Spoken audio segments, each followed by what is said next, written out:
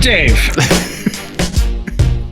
Ian, when you say Dave, it hits the beat in the theme song. And when you throw two syllables in there, it screws me up.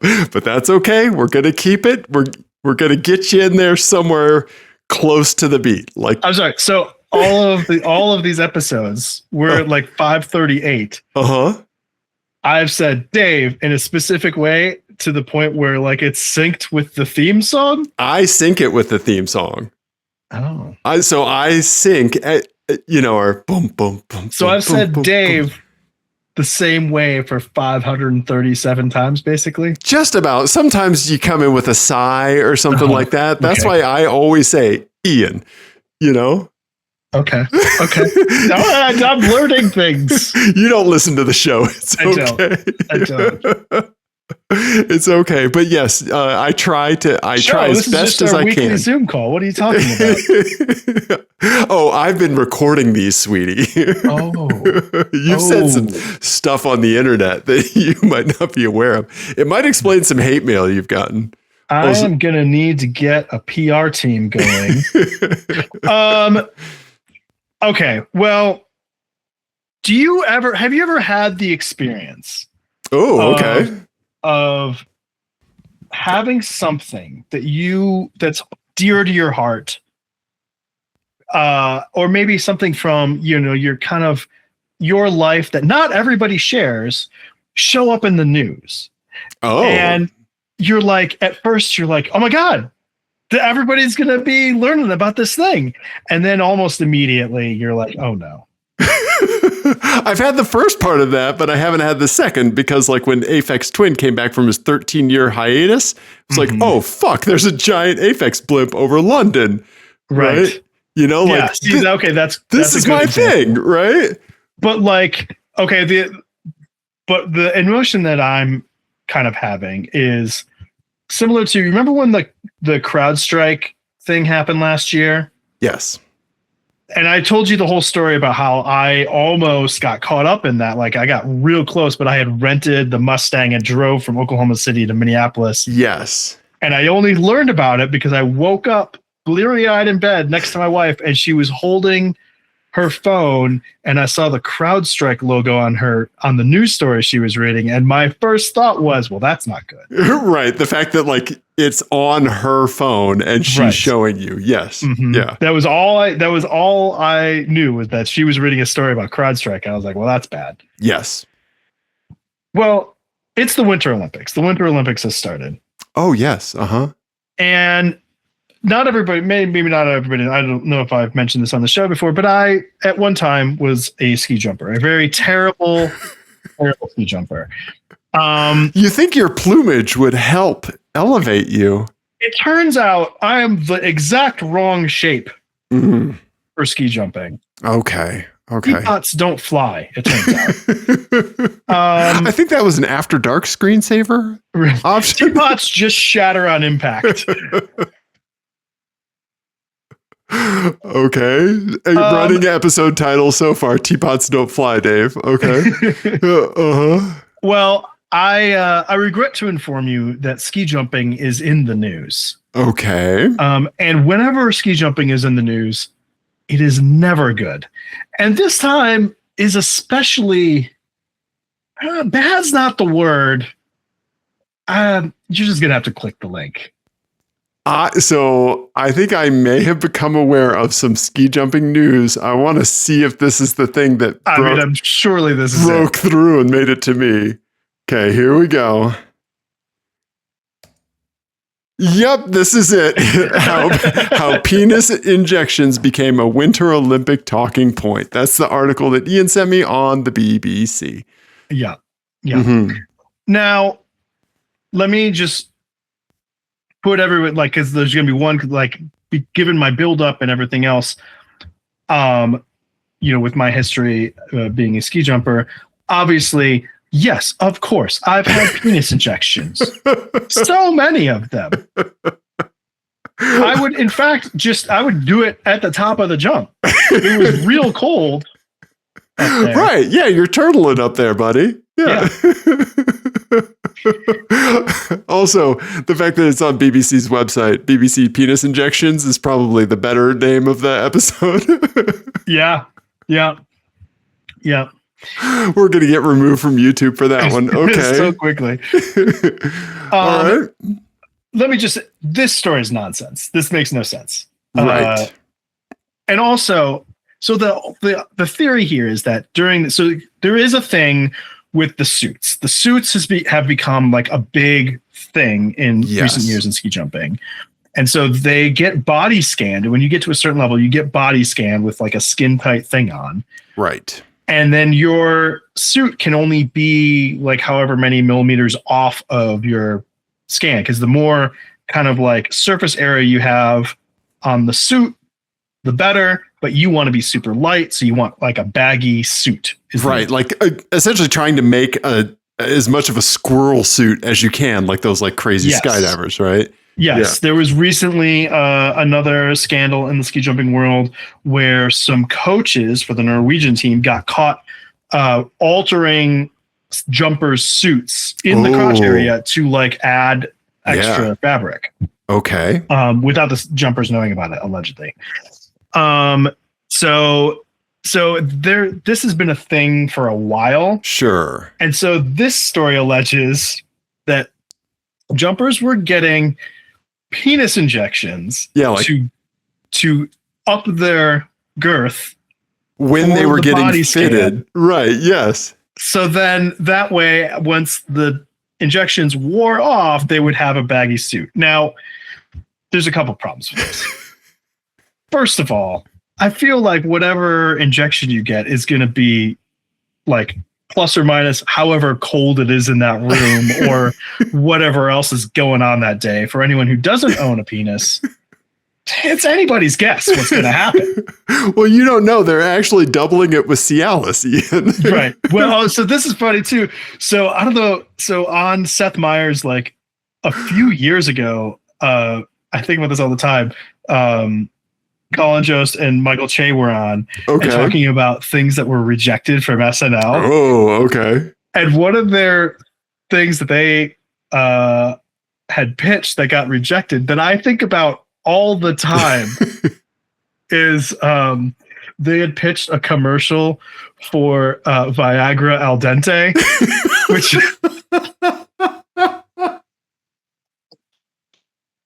You don't want to get all the way. You just want to not be a grower. You want to be a shower for a minute. Right. It's just like you have a doctor's appointment. They said like you have a doctor's appointment or like you have to pee at a stadium.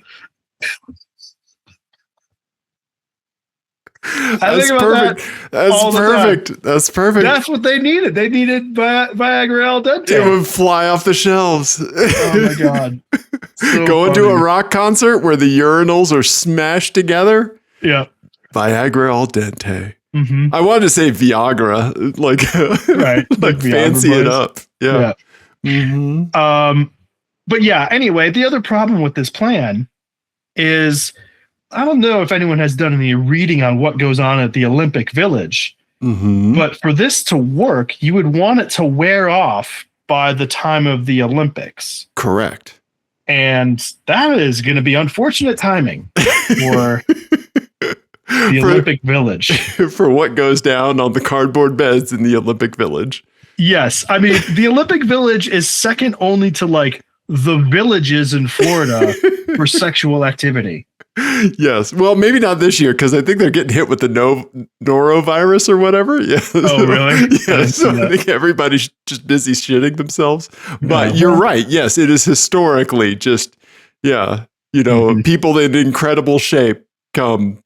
Yeah. A lot. I thought you were planning on a different route for that sentence, but I like that you didn't. Game time decision. Okay. So we're an automotive podcast. I have no link to cars here. I got nothing. Okay. I will say when I went to the Junior Olympics, which was really just like North American Junior Nationals or whatever, but we called it Junior Olympics.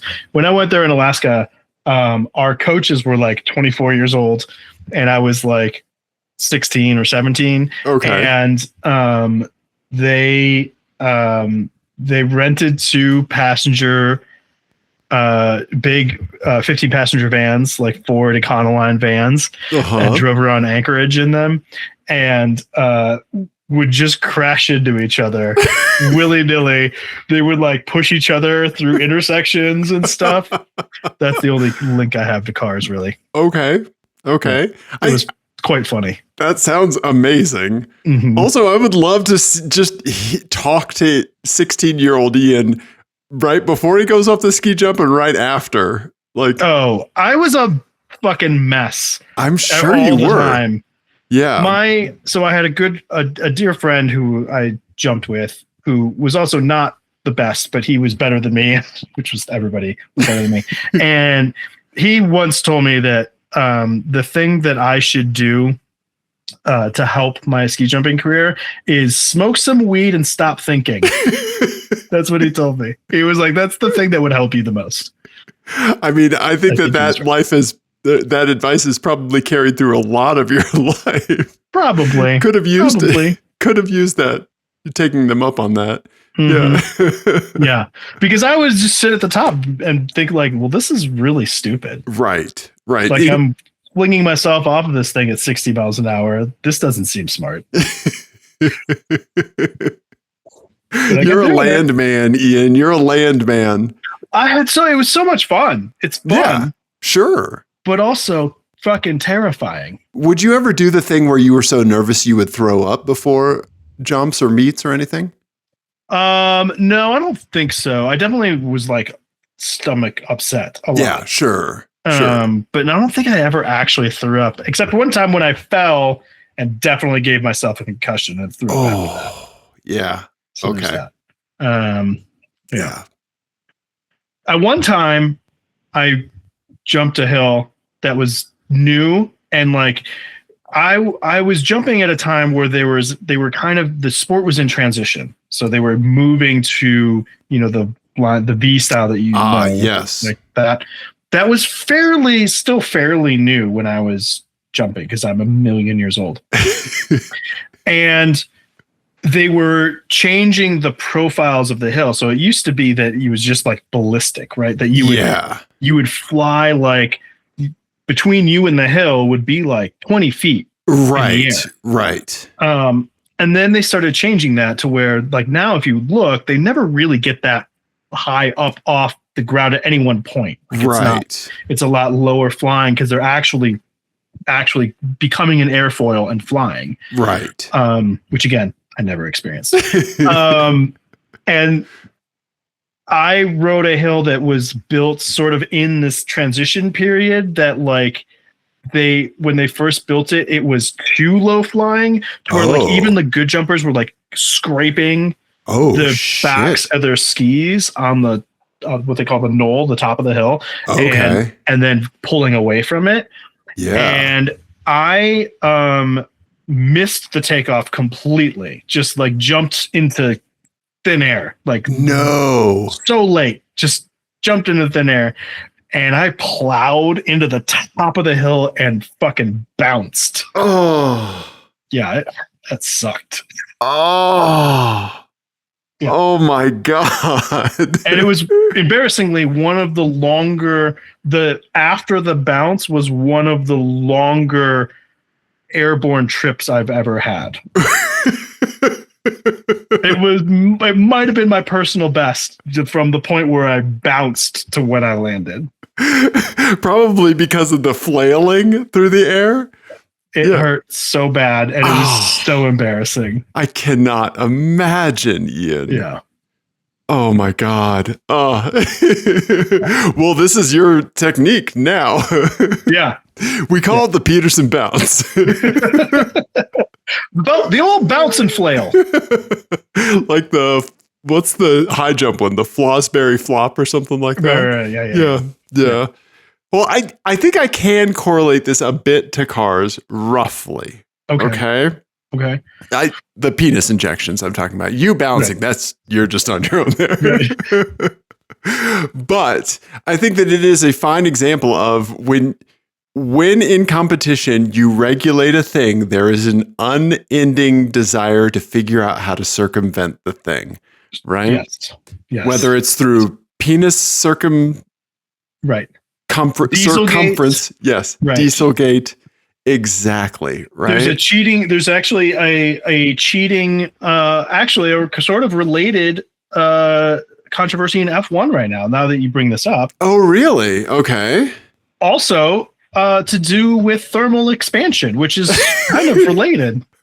What would I need to Google besides BBC penis injections to pull this article up? F1 piston thermal expansion. Oh, I've heard about this one. So, Mercedes and one other maker, I can't remember which one it is, figured out that if they 3D print the pistons, yes, they can manufacture chambers that will allow for more thermal expansion, right? Getting around the FIA's testing of the compression, the compression ratio specifically. Yes. So they test the compression ratio at a specific temperature. So basically from the start, from like cold. Mm-hmm. Once it runs and heats up, they figured out how to game the expansion of the cylinder head of the pistons themselves to get a higher compression ratio at operating temperature. Right. And the higher your compression ratio, the more horsepower you can get out of the exact same displacement. Yeah. Right. I mean, not exact same, because there is a change. Otherwise it wouldn't be, it's ingenious. And right. It's going to be very interesting to see how reliable these engines are. Right. If they pistons start exploding, right, then they're not going to seem so smart. But right now it sounds pretty cool. Yeah.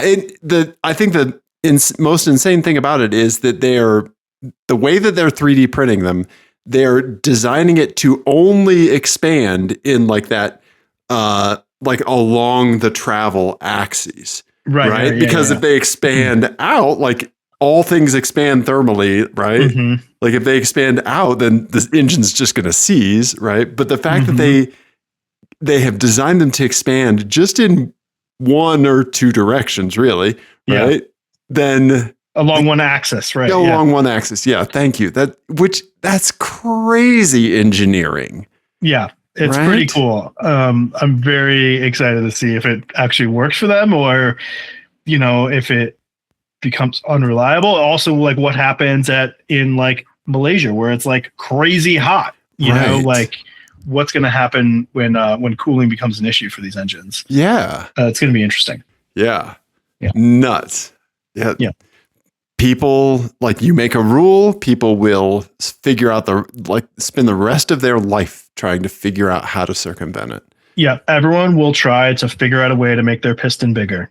They will. That is, you just explained men.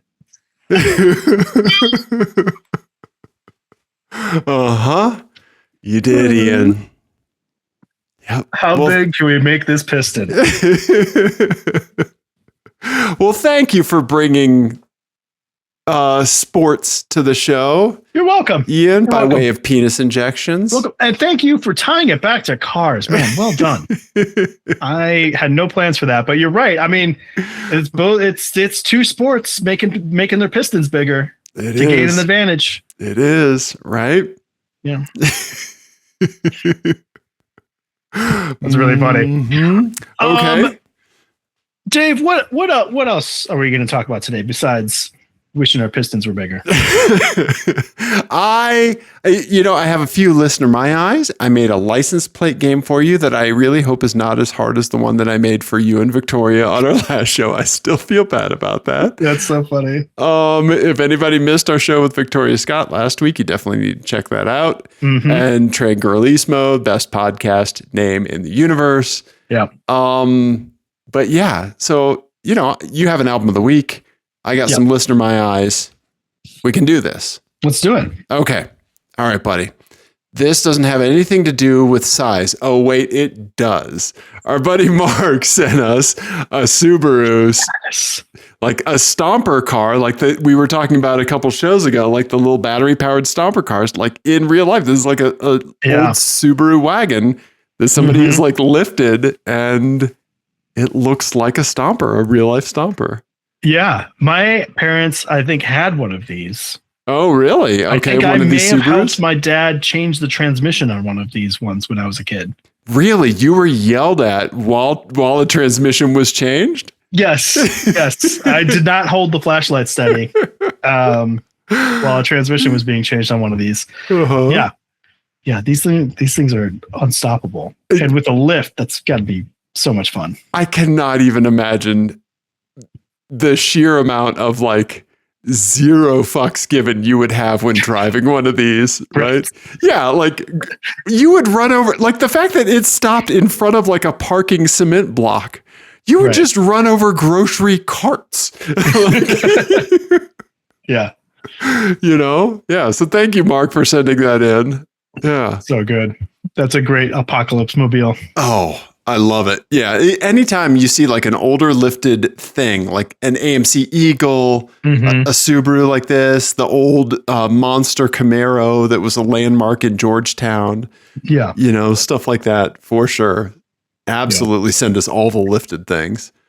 And then our buddy Ben in Iowa sent us this. He said he saw a rad station wagon in front of a Hy-Vee. Oh, that's cool. Stands for Hayden Wiedenberg, which were the two guys that started the Hy-Vee grocery chain. And I know that because I worked in one as a kid. Did not know that. Yeah, you're welcome. Midwest. But yeah, look at this wagon because it is rad. It's on incredible, like white with steel center cap wheels. Those are cool. Yeah, it's got the wood grain, the windows partway down, and then Ian, icing on the cake. And thank you, Ben, for snagging this. Dog in the driver's seat waiting for the owner. Oh, man. This thing looks awesome. Right? And it looks like maybe it is not stock under the hood. No, it does not look like it is. It is lowered. Those are big, meaty meats. Yeah, those are Continental. What are those? Those are like extreme contact or sport contacts, probably. Yeah. And man, that looks cool. Keeping the original like Chevy center cap on the wheel is such an awesome move. Yeah. I like that. That works for me. Right? Yeah. Anytime there is a dog sitting in the driver's seat of a car in a parking lot, it makes my day. That's great. You know, they're looking forward, like just the steering wheel's in front of them. Happy. Just instant happiness to me, you know? Yeah. So thank you, Ben, for sending us that. Yeah. Yes. Love it. Good okay. Spot. Yeah. What do you think? License plate game? Absolutely, buddy. Okay. Ian, this one is called Ram. Ooh. Okay. Here we go. Where did I put it? It's in the done folder. This is where I'm putting them now. Here we go. Boom. Oh boy. Okay. So up top, we've got a white Ram. Is this a 2500 maybe? I don't know. I think so. Yeah, I think it's a 2500 with the Cummins. Yep. Extended cab with a big old red thingy on the back. Yeah, the D-ring. Yeah. Yeah. Okay. Not much else to go on there. It's like when you don't go for truck nuts, you want to like hang a giant, like those giant, comically giant D-rings on the back. And we think that is or is not functional. I don't think they're. I think that those are show no go. You think so? I mean, I can't tell if that's like salt because it looks like there's snow and stuff. Yeah. So I can't tell if that's just like muck on it or if it's like scuffed up. I think with something like this, to show that it was used, it would be scuffed on the inside. Yeah, you're just right. like all of us. Damn it, Dave. That was really good. Thank you. That was really funny. Yeah, you're right. You're right. And the inside is quite shiny. It is. It's very shiny. Unlike us. Shiny and unused. I want to be in the room when we're all fine. when you first heard REM's song "Shiny Happy People." You know, yeah, because I'm sure you liked even as a this kid, song. I was like, "This is this is bullshit. I like this band, but this song is not correct. Well, they're clearly singing about everyone but me. Right. Okay. Okay, and then we've got a Ram Lariat dually Mm-hmm. in black, quite shiny, Yep. with a big ol' hitch on it. Yep. One of the multi-balls. Adjustable height, serious business. Yes. Yes. Multi-ball adjustable height. Okay. Am I seeing like a weird wear pattern on the tires there too? No, it's like the glare on reflection of window vents in the. Oh, I see. Okay. Yep. Okay, okay. Mm-hmm. Through the windshield. Okay. And then we've got a silver, I think just kind of more standard, limited 1500. This is a dually. Oh, it is a dually. It's hard to tell okay. from this angle, but it is a dually. Oh, it is a Yeah. dually. Okay. So Yeah, this is you can also kind a of see dually. that kick out there, and it's got those big the wheel. Oh, yeah, you're right. Yeah, Yeah. Okay. So this is another big boy Ram. it is. Huh. Okay. And then the license plates 666 Ram. Mm-hmm. El Diablo. Okay, and this one's clever. 8 TB RAM, 8 terabits of RAM. That's Yeah. pretty hilarious. I like that you go to terabits when I'd say terabytes. Yeah. Oh, because of the network. Because network. Yeah. Yeah, you network me storage. Yeah. Yeah. Uh-huh. And then tin can. Yep. Oh man, this is gonna be tough. This is going to be a tough one, but when you get 3 RAM pictures, you make a RAM jam. Yeah. So okay, so 8 terabytes RAM. Which one of these is most likely to be owned by an IT person? Mm-hmm. Because that's the only person who would really think to make this joke, I think. Right. Oh, yeah, let's Maybe a gamer, but probably not. Yeah. And then the 666 RAM. So right now I'm trying to figure out that comically large D-ring thing. Is that someone who would be like, I'm edgy and the Antichrist, Mark of the Beast? Okay. Or is that an IT person? Okay. Right. Okay. And then tin can makes me think it's the silver one because it looks like a tin can. Sure. Dave, what am I missing? You want a little bit of zoomies? Maybe there'll be something zoomies to glean here. Yeah. Some, kind of dirty. It's got like the bumper sensors for backing up, I guess. Yeah. I guess that was the thing. It's got the tow hookup electrical outlets on the top one here. Mm-hmm. You know, it looks got a tow package on it. Yeah. It looks mirrors. Pretty beefy, right? But not a lot to go on. Yeah, no stickers really. We got the black one here, the black dually. Yeah. Very, very clean. Illinois plates. Yep. I know who took this. Based on the car and the reflection. Based on the car and the reflection. Yep. That's funny. And then we have this one here. Mm-hmm. And I feel like the only context clue that I can glean is this up here. I don't know if you can see this over the share. They peeled off like the dealer vinyl that the dealer put up there, like CO Dodge or something like that .com. Like, so they wanted the dealer's advertisement off of the car, but they obviously kept all the rest of the badges and stuff like that. Oh, yeah. Oh, and Ram has moved the bumper, the reverse sensors down into the plastics in the bottom. Okay. All right. I see what you're doing, Ram. Instead of drilling through chrome. Yeah. Interesting. Okay. All right. Yeah. Well, I think I'm going to stay. I think an IT person would have done a better job removing the sticker. Okay. So I don't think 8 terabytes is on the silver one. I will say you are an IT person and you are one of the worst sticker appliers and removers in the universe. That's true, but I am a terrible IT person. Wrong. Most of the IT people, let me amend. Most of the IT people I know are quite anal about stickers, in particular, putting them on their laptops, taking them off of things, putting labeling straight, cable labeling, all that sort of shit. Yep. I've always been real lackadaisical with my sticker application. And your cable labeling, Ian? Yeah, and my cabling. Okay, so I'm going to stick with tin can on the silver one. I just think that seems right.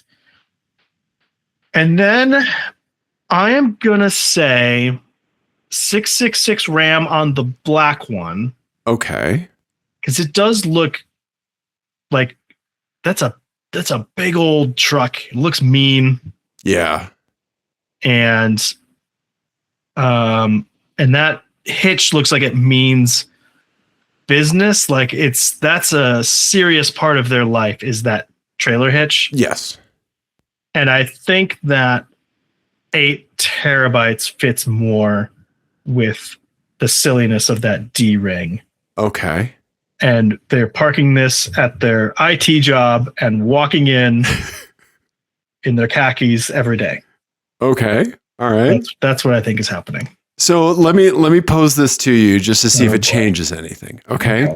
How many IT people do you know that also have horse ownership in their circle? I know of a few. You know more successful IT people than I do. No, I know. I thought about that too. But a serious horse person would have a gooseneck too, and not this. So this, I think, is usually for like towing pleasure craft. Right. And I have known some IT people with boats. That's a thing. Okay.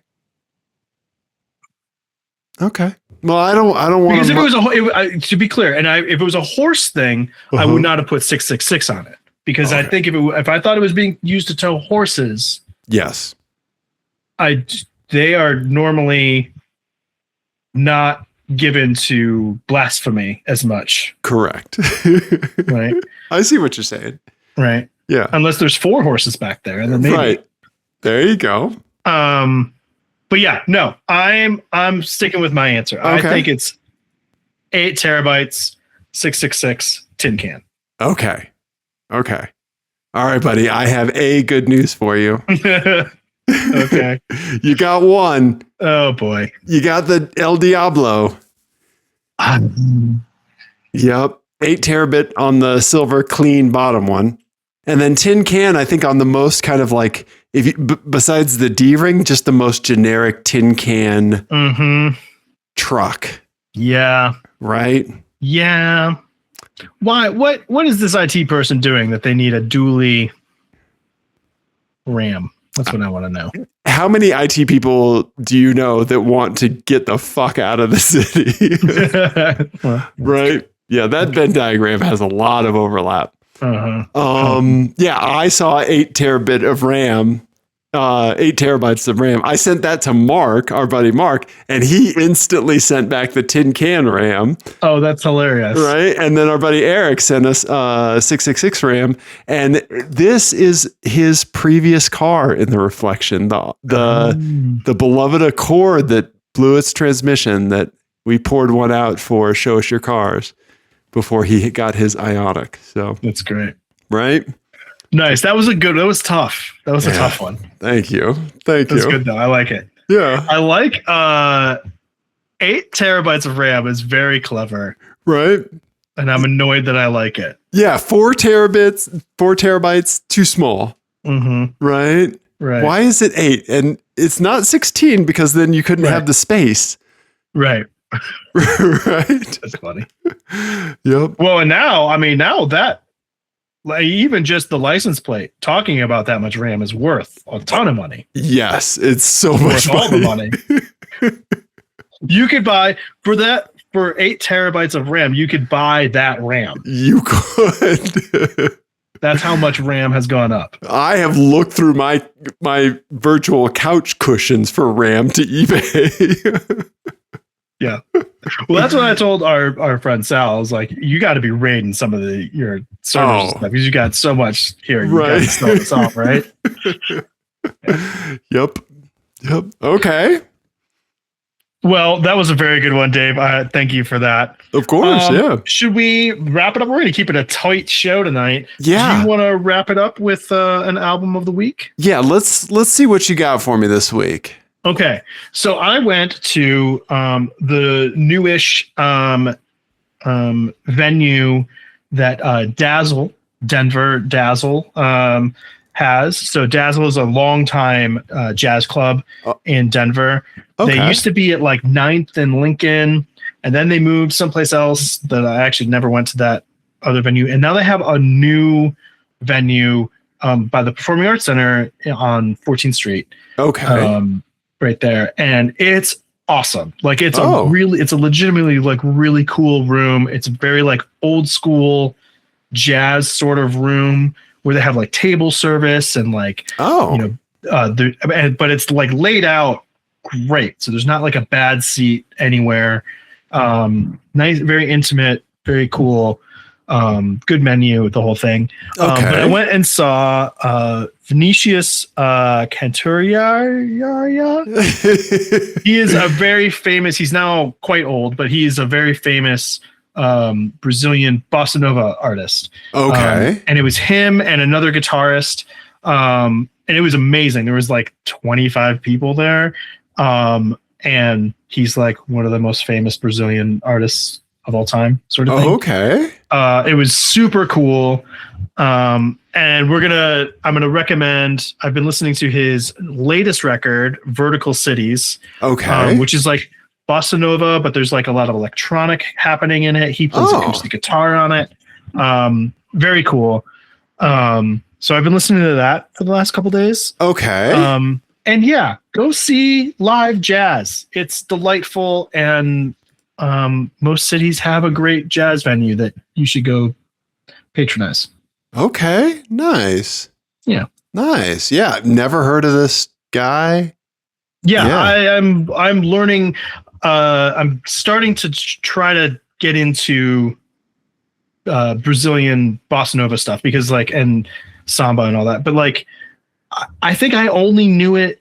I was telling my friend this on the way home from the show that I think it's kind of like Brussels sprouts that as a kid, I only had them prepared terribly. And when you have the real thing, you're like, oh, this is why they're popular. Right. I think I had only ever heard Lawrence Welk bossa nova music. Sure. And so I didn't know that it could be good. But yeah, there's a whole world of fantastic music from Brazil that you should check out. That's amazing. Okay. Yeah. Yeah. Well, links will be in the show notes in YouTube, in the description of YouTube, Apple Music, of the official artist page, Spotify. Mm-hmm. But yeah, I'm going to check this out. I like how on this album, all of the song names are cities. Yeah. That's really cool. Yeah. I love a theme album. Yeah. Yeah. It's a really cool record. I think you'll dig it. It's a very doing other things, know. Okay. Maybe driving or some multitasking music, doing some dishes or that sort of thing, doing some chores. This would be gotcha. Okay. Short, punchy songs. Yeah. I was going to say the songs are very punk song lengths. Yeah. Yeah. Getting penis injections. Right. Yes. Expanding your pistons, whatever you're going to do. By the way, Expanding Pistons, talk about a great album title. Absolutely. Yeah. Yep. I was trying to work it into a Lemon's team name, but then no. Yeah. Yep. I don't want to do it. Well, Dave, I think we did a car show. Yeah, buddy. Yeah. And also a penis injection show. We did talk about penises a lot. More than usual. Yeah. Be sure to use our link for the penis injection stuff because we get a little taste on that. Is that really the word we want to land on there? I mean, I'm fine with it if you are. Mm-hmm. Use the code apexadjacent on the penis injection website. Yeah, hymns.com is going to have like 14 people try that. And that's how we get sponsored is people just put it in. You know what? Actually, this is I'm going to put this out as a call to action for people. The next time you are checking out at any website, I don't care what it is, especially if it's something embarrassing, use the code apexadjacent, and we're just going to will us into a sponsorship deal. And I want to just see, hey, I want to get like an email from a brand saying like, hey, we've had like a couple dozen people put in the code apexadjacent, and as far as we can tell, you two are the only idiots who have that name. What's happening? What's going on here? Yes. Mm-hmm. Yeah, we want to trick someone into sponsoring us by their curiosity. Yes. Oh my God, this is an amazing idea. I love it. You're just going to be bouncing off your VPN from all kinds of different sites. I think it's a great idea. I think we should do it. Next time I order an espresso, I'll just type that right on in, buddy. Yeah, and it's not going to work, just to be clear. Right. It will not work on any website in the world. It doesn't even work on ours. No, and, yeah. But I want you to do it anyway. Okay. All right, Ian. Listen to Brazilian Bossa Nova. Mm-hmm. And when you're looking for a discount on your penis pumps, before you try the real code that you found on hemorrhoid medicine, it doesn't matter. Whatever it is you do on the internet. Sure. We don't judge. I typically like to buy that in person. I like to hold with intense eye contact. That's how you know you're getting the good stuff. Right. I bought hemorrhoid medicine in my life. So, yes, that's what you should do. That is what you should do. Thank you, Ian. No problem. Also, 720-515-1391, apexadjacent@gmail. I'm on the Blue Sky. It's my last remaining social media platform. Yep. We just send the occasional meme to each other on Instagram now. That's about it. That's pretty much it. Yeah. Everybody, thank you. We love you. Goodbye. Fuck ice.